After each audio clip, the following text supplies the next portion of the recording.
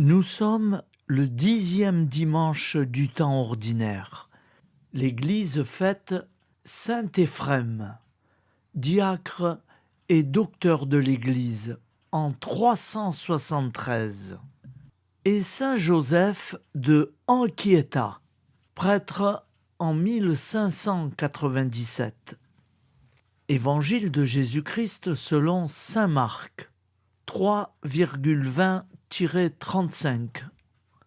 En ce temps-là, Jésus revint à la maison, où, de nouveau, la foule se rassembla, si bien qu'il n'était même pas possible de manger.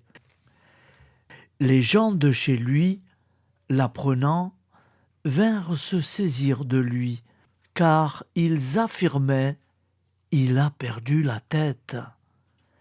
Les scribes étaient descendus de Jérusalem, disaient « Il est possédé par Belzéboul ». C'est par le chef des démons qu'il expulse les démons. Les appelant près de lui, Jésus leur dit en parabole « Comment Satan peut-il expulser Satan ? Si un royaume est divisé contre lui, ce royaume ne peut pas tenir. Si les gens d'une même maison se divisent entre eux, ces gens ne pourront pas tenir. Si Satan s'est dressé contre lui-même, s'il est divisé, il ne peut pas tenir. C'en est fini de lui.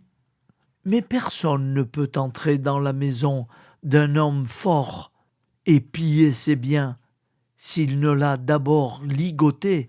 Alors seulement il pillera sa maison. Amen. Je vous le dis, tout sera pardonné aux enfants des hommes, leurs péchés et les blasphèmes qu'ils auront proférés.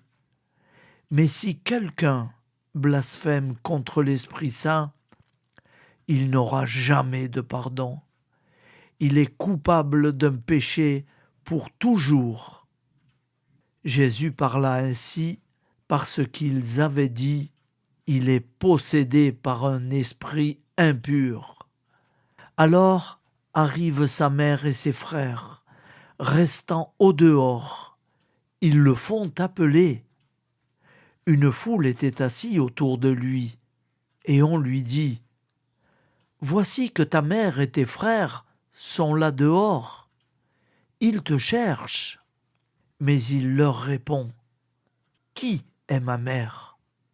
Qui sont mes frères ? » Et parcourant du regard ceux qui étaient assis en cercle autour de lui, il dit « Voici ma mère et mes frères. Celui qui fait la volonté de Dieu, celui-là est pour moi un frère, une sœur, une mère. » Acclamons la parole de Dieu. Louange à toi, Seigneur Jésus.